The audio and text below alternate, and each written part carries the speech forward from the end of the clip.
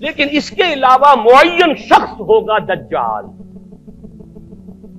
یہ معین شخص جو دجال ہوگا اس کے بارے میں بھی ایک تو بالکل متفق علیہ چیزیں ہیں. نمبر ایک کہ وہ شخص ہے، قطعی ہے، یقینی ہے، اس کا حلیہ بھی حضور صلی اللہ علیہ وسلم نے احادیث کے اندر بیان کیا ہے. دوسری بات یہ کہ اس کے ہاتھ میں قوانین قدرت، گویا کہ تسخیر کائنات گویا کہ نقطۂ عروج کو پہنچ چکی ہے. تمام اختیارات الہی تقریباً اس کے ہاتھ میں آ چکے ہوں. جو بڑے سے بڑے معجزے اللہ تعالیٰ نے نبیوں کو دیے ہیں وہ معجزے کر کے دکھائے گا. وہ مردہ کو زندہ کرے گا، مردہ لوگوں کی افواہوں کو لے کر آئے گا، ان کی روحوں کو، اگرچہ جھوٹی روحیں ہوں گی، وہ شیاطین جن ہوں گے جو ان کا بھیس بدل کر آئیں گے، لیکن یہ کہ وہ لوگوں سے کلام کریں گی. یہ اسپرچولیزم جو اپنی انتہا کو پہنچا ہوا ہے یورپ میں اور مغرب میں، یہ در حقیقت اسی کا ایک مظہر ہے.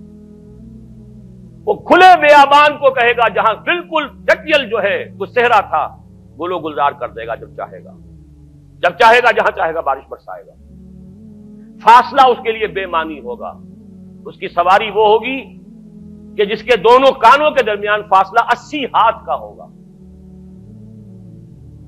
یہ سارے جو آج آپ کی اس ٹیکنالوجی کی جو انتہا جا رہی ہے اور جدھر جا رہی ہے، اس کو اچھی طرح سمجھ لیجیے. آج سے 100 سال پہلے شاید انسان ان چیزوں کا تصور نہ کر سکتا.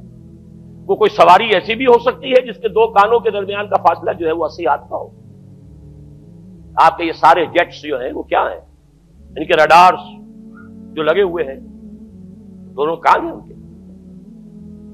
اس کا ایک قدم اگر مدینے میں ہوگا تو دوسرا بیت المقدس میں ہوگا. اس کی آواز پوری دنیا میں سنی جائے گی. سنی جا رہی ہے کہ نہیں؟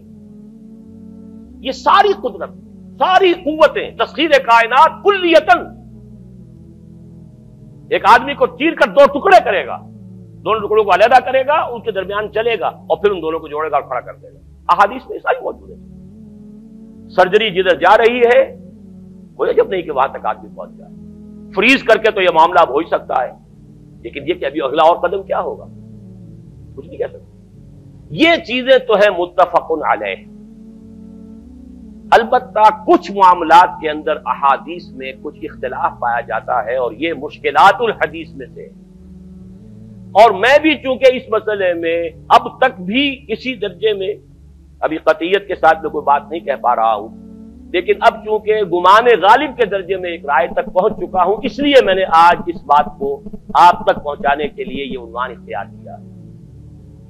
اس لیے کہ حدیث میں جو آتی ہے تفاصیل، اس سے معلوم ہوتا ہے کہ یہ دجال دو دجل کرے گا. یا تو وہ دو دجل کرنے والے دو دجال علیحدہ ہیں، یا یہ دونوں دجل کرنے والا شخص ایک ہی ہے. بس یہ مسئلہ ہے کہ جو آج تک مجھ سے حل نہیں ہوا تھا، اب تک کہنا چاہیے آج تک نہیں.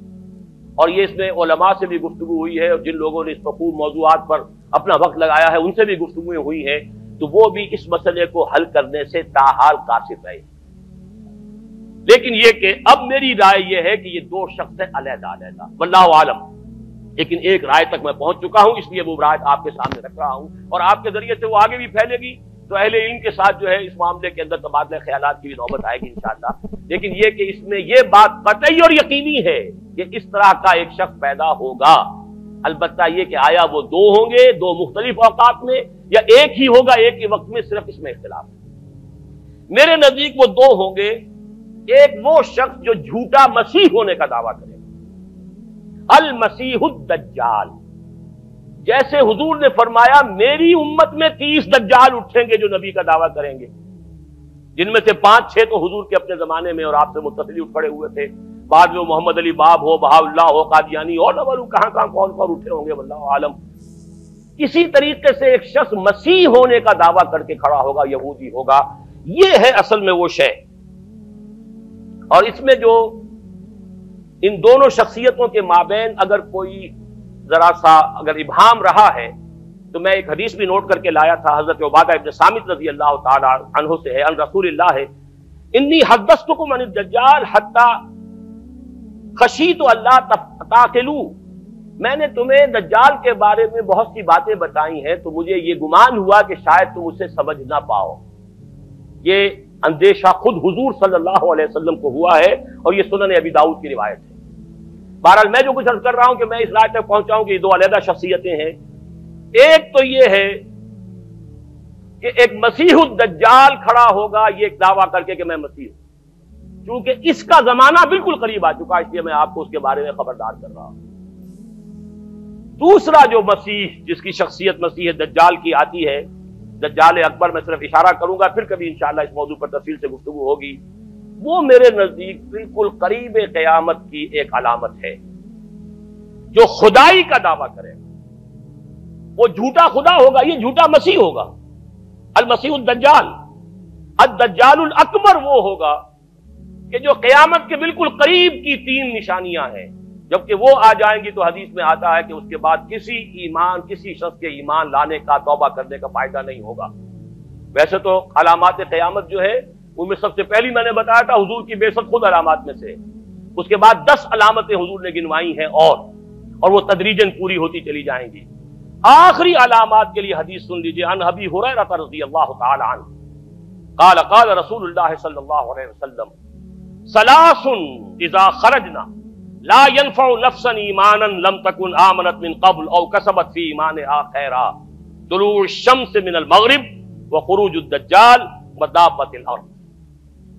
تین نشانیاں وہ ہیں کہ جب وہ ظاہر ہو جائیں گی تو پھر کسی کا ایمان لانا مفید نہیں ہوگا جو پہلے ایمان نہیں لایا تھا، یا جس نے اس سے قبل اپنے ایمان میں کچھ اعمال صالحہ کی کمائی نہیں کی تھی۔ یعنی گویا کہ توبہ کا دروازہ بند ہو جائے گا۔ جیسے جب موت کے آثار شروع ہو جاتے ہیں تو توبہ کا دروازہ انسان کے لیے بند۔